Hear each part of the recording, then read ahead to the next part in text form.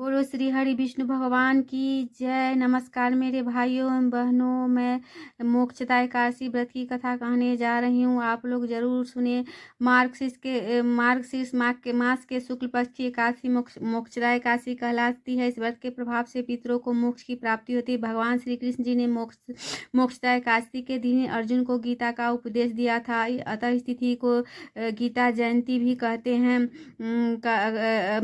यह एकादशी मोक्ष प्रदान करने वाली है, सब पापों का हरण करने वाली एकादशी है। मोक्षदा एकादशी बड़े बड़े पापों का नाश करने वाली है। पितरों को इस एकादशी का पुण्य दान करने से मोक्ष की प्राप्ति होती है। वे नरक की यातनाओं से मुक्त हो स्वर्ग को प्राप्त करते हैं। जो इस कल्याणमय मोक्षदा एकादशी का व्रत करता है उसके पाप नष्ट हो जाते हैं और मरने के बाद वह मोक्ष प्राप्त कर लेता है।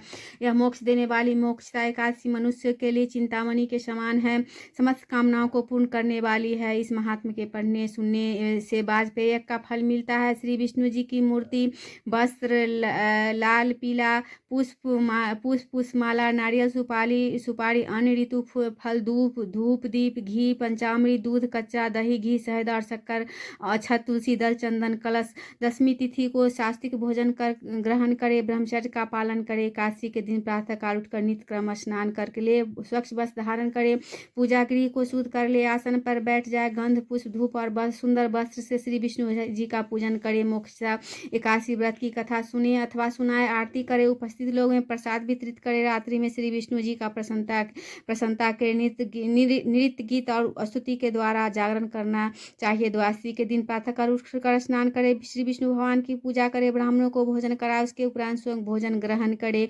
महाराज युधिष्ठिर ने कहा, हे भगवान, आप तीनों लोकों के स्वामी, सबको दुख सुख देने वाले और जगत के पति है।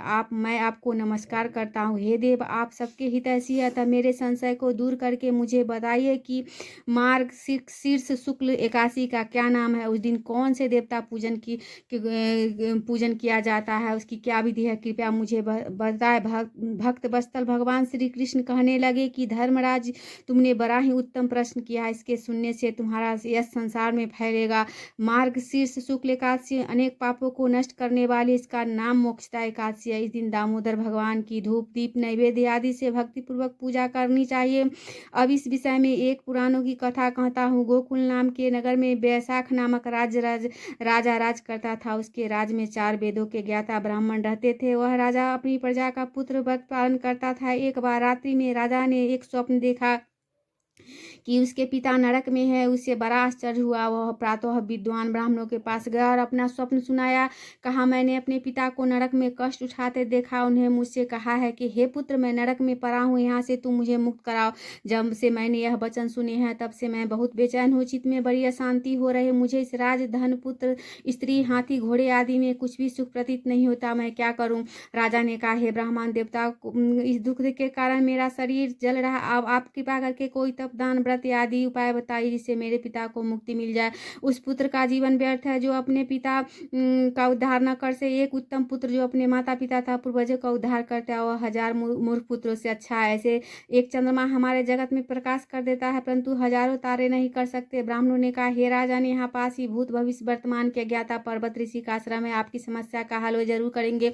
ऐसा सुनकर राजा मुनि के आश्रम पर गया। उस आश्रम में अनेक शांतचित्त योगी और मुनि तपस्या कर रहे थे। उसी जगह पर्वत मुनि बैठे थे। राजा ने मुनि को साष्टांग व्रत की प्रणाम किया। मुनि ने राजा से सांगोपांग कुशल पूछी। राजा ने कहा कि महाराज, आपकी कृपा से मेरे राज में सब कुछ है, लेकिन अकस्मात मेरे चित्त में अत्यंत अशांति होने लगी। ऐसा सुनकर पर्वत मुनि ने आंखें बंद की और भूत विचारने लगे। फिर बोले, राजन, मैंने योग के बल से तुम्हारे पिता के कुकर्मों को जान लिया। उन्होंने पूर्व जन्म में कामातुर होकर पत्नी को रति दी, किंतु सौत के कहने पर दूसरे पत्नी को ऋतु दान मांगने पर भी नहीं दिया। उसी पाप कर्म के कारण तुम्हारे पिता को नरक में जाना पड़ा। तब राजा ने कहा, इसका कोई उपाय बताए। मुनि बोले, हे राजन, आप मार्गशीर्ष एकादशी का उपास करें और उस उपवास के पुण्य को अपने पिता को संकल्प कर दे। इसके पाप से आपके पिता का अवश्य नरक से मुक्ति होगी। मुनि के वचन सुनकर राजा महल में गया और मुनि के कहने के अनुसार कुटुंब सहित मोक्षदा एकादशी का व्रत किया। उसके उपास का पुण्य उसके पिता को अर्पण कर दिया। इसके पाप से पिता को मुक्ति मिल गई और स्वर्ग में जाते हुए पुत्र से कहने लगे, हे पुत्र, तेरा कल्याण हो। ऐसा कहकर चले गए। मार्गशीर्ष के शुक्ल पक्ष की मोक्षदा एकादशी को जो व्रत करते उसके समस्त पाप नष्ट हो जाते। इस व्रत से बढ़कर मुक्ति देने वाला और कोई व्रत नहीं। इस कथा को पढ़ने या सुनने से भाग्य पे एक का फल मिलता है। यह व्रत मोक्ष देने वाला, चिंतामणि के समान सब कामनाएं पूर्ण करने वाला है। बोलो विष्णु भगवान की जय, बोलो कृष्ण कन्हैया मुरली मनोहर बंसी भजैया की जय, बोलो माँ लक्ष्मी की जय, बोलो हर हर महादेव। ओम जय जगदी, ओम जय एकादशी, जय एकादशी, जय एकादशी। माता विष्णु पूजा व्रत को धारण कर सकती मुक्ति पाता। ओम जय एकादशी माता, तेरे नाम गिनाऊ देवी, भक्ति प्रदान करनी, गण गौरव की देनी माता।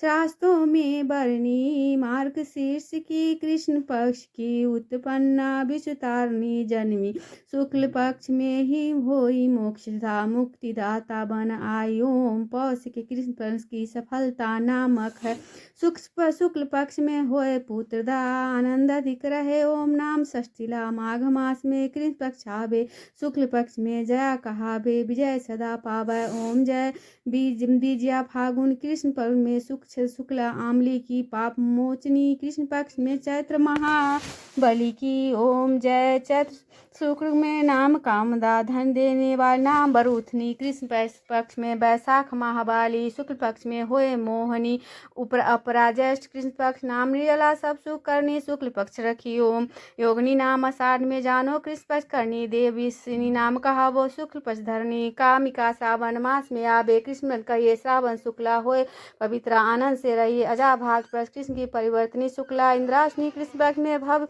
व्रत से भव सागर निकला, पापा कुंसय शुक्ल पक्ष में पाप